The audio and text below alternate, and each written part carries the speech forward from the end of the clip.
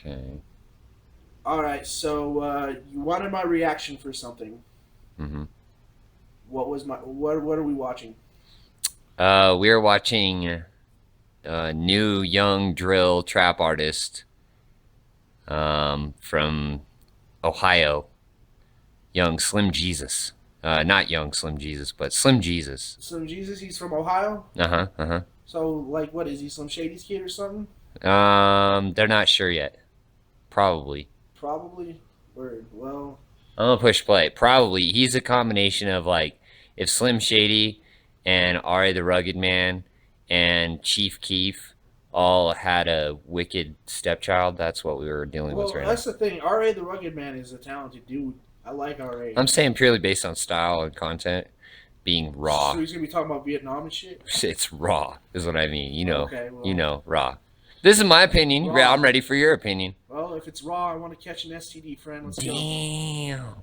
All right, let's see here. Let's Cannon Jones. go. Uh-huh. Cannon Jones. Uh-huh. Okay. I fuck with savages, you a fuck boy, you can't hang. You can find me posted up on Frank Block with my fucking gang. You ain't really bout shit. Okay, I shouldn't be taking props seriously. Yo, you remember back in the day when Eazy-E fucking Eazy-E did videos with fucking sniper guns on the... Yeah. He didn't need that warning. Nowadays, you need the warning. Drill time. No, nowadays you don't need that warning, because I've seen cats out of Kingston that fucking have guns in their fucking videos, dude. It's America's Second Amendment, dude. This dude don't even sound like he... Dude, how old is this kid? You want to know? He's 18. Okay, he's 18 years old. He looks 12. His homies look 12 too, man. I looked like this kid. No, I didn't look like this kid when I was 12 because I was fat. But I was smoking weed and doing this when I was fucking 12 years old, dude. That's normal for you to react to rap music like that when you're 12 years old. And fucking do this with your money and wear orange shirts. I don't wear orange shirts anymore. I wear Pokemon Red, dude.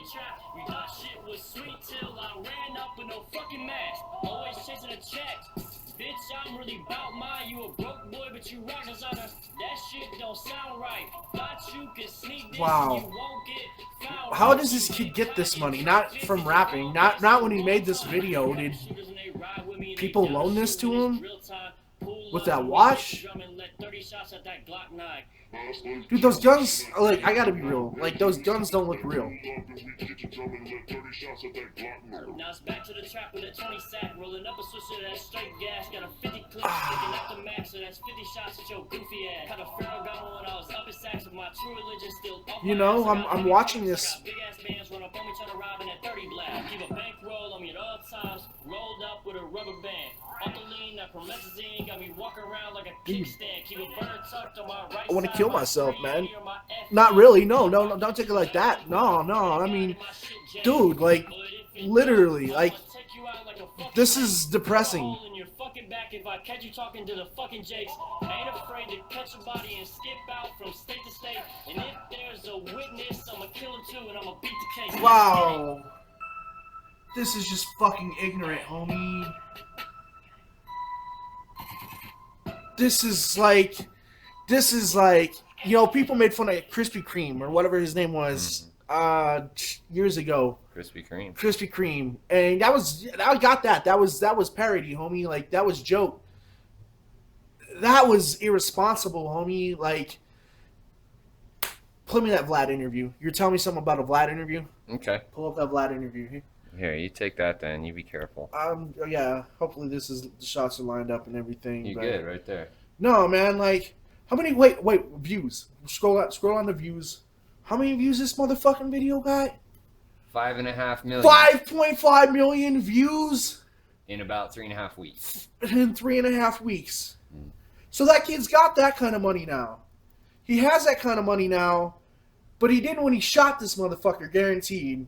Well, let's Somebody is probably having sex with that fucking douchebag right now, dude. So let's start from the beginning. Where'd you grow up?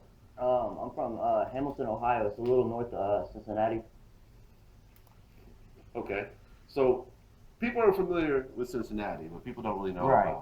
Right. about Hamilton. So tell me a little bit about what Hamilton is like. I don't know. It gets a lot of hate just talking about like the like crime and drugs and stuff in the city. But I mean, I love it. It's my city. It's where I'm from. It's made me who I am. So what part did you grow up in exactly?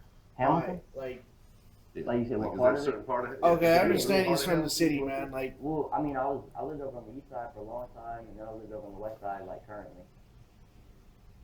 Okay. You know, when you listen to your music, look, I'm a white there's a lot person. of street stories. Like how involved? Go ahead and cut it. Cut it. Okay. Pause it. Pause that. Real talk. I'm a white person that grew up around hip hop, and I grew up in a pit stop, a methed out pit stop in a trailer park, and I grew up embracing hip hop music, and I grew up listening to stuff like Eazy-E and Snoop Dogg. And I really got on with that death row stuff, that NWA stuff. I'm 32 years old.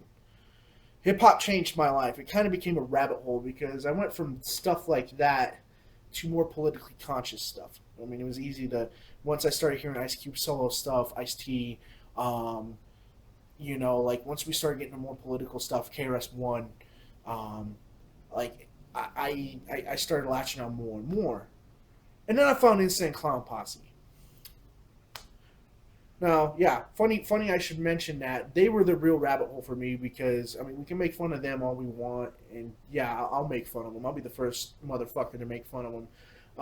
But they also, I mean, by listening to that, I also found other underground acts because that was the thing. They were underground, not really, but they liked to pretend. So I found cats like Cool Keith, and then I started finding cats. I Wu-Tang. I found Wu-Tang and Insane Clown Posse at the same time.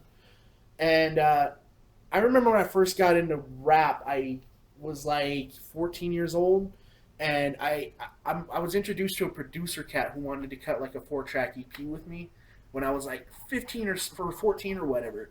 And I remember telling the guy, and this is like 97, that I was Puerto Rican. I'm not Puerto Rican. I'm white. I'm Irish. My last name is McDowell, and I mean, there's no pride in that whatsoever. It's just it's circumstantial.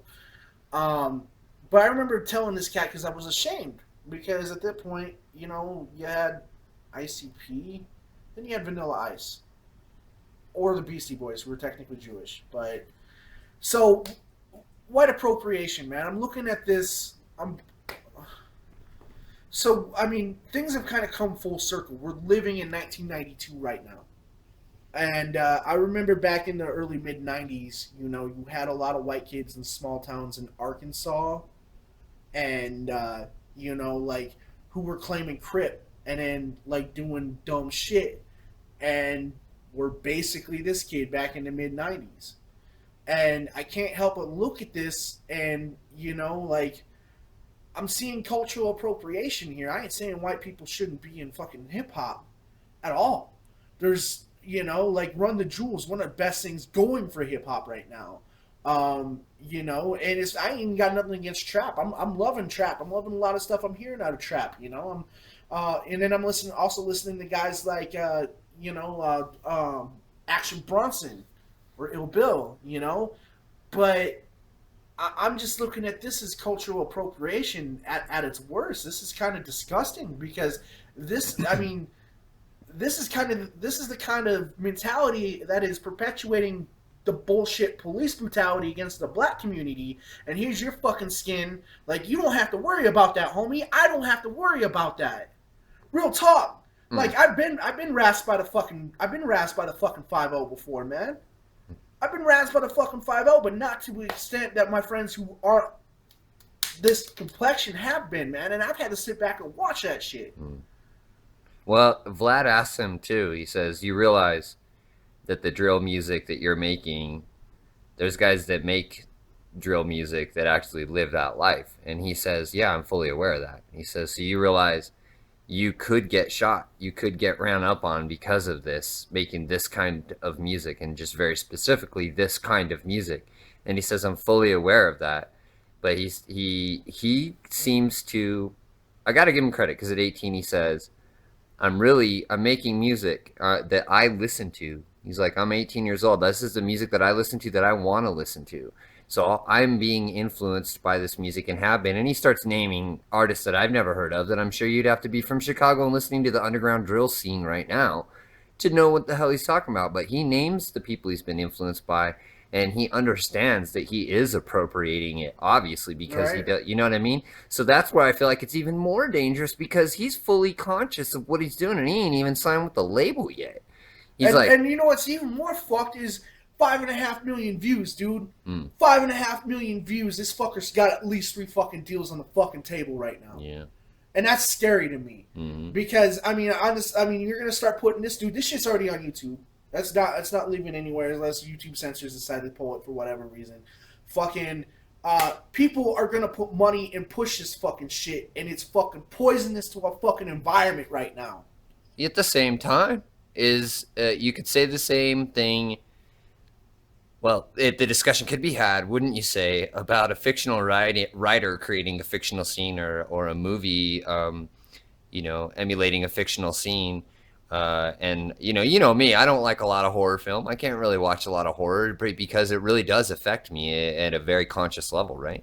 So, in his defense, can we say that really, in the end, he's making some art? That's really what it just comes down to. Yeah, he's making art. I ain't denying he's making art. I mean, G.G. Allen made fucking art with his shit. Okay. I mean, let's be real. Like, let's recognize real here, homie. Fucking, I mean, granted it's art, but even me as an artist, when hypothetically, not saying I do, but I go out and fucking bomb somebody's fucking house with some fucking Krylon, homie. Like, I'm causing property damage, and I'm creating human misery, because those people have to clean it up, and it's probably going to cost them hard-earned money to fucking do it. And I hate to sound, I'm not trying to sound fucking like uber, like, I'm all daddish. White, What's up, Dad? How are you? But with making art, there comes you got to realize, sure, maybe dude will skate by on this, but I hope he learns. I hope some motherfuckers shake him up a little bit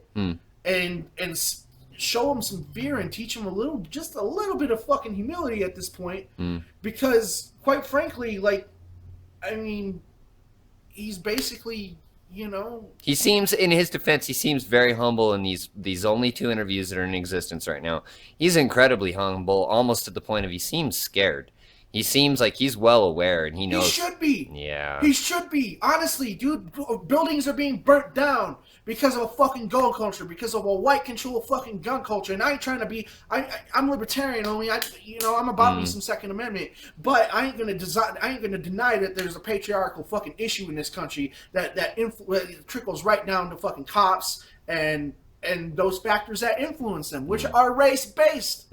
Now it's almost a mockery, in a sense, that you got this young white boy from Chicago, or Cincinnati or whatever he's saying. Well, no, I mean where he's from is nicknamed Little Chicago, because it was where a lot of the gangsters back in the day, the mobsters, had their second homes where he's from. It's like Hamburg or Hamingville or something, Right. It's on the outskirts, and it's so it was nicknamed Little Chicago back in the day. So as he put it, it was very influenced musically and artistically and even culturally, obviously, in every direction.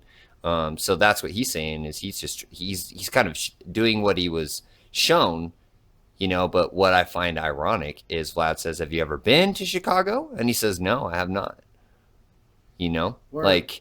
It's your conversation is full circle at that point. When I was younger, I used to perpetrate a front. Okay. I did.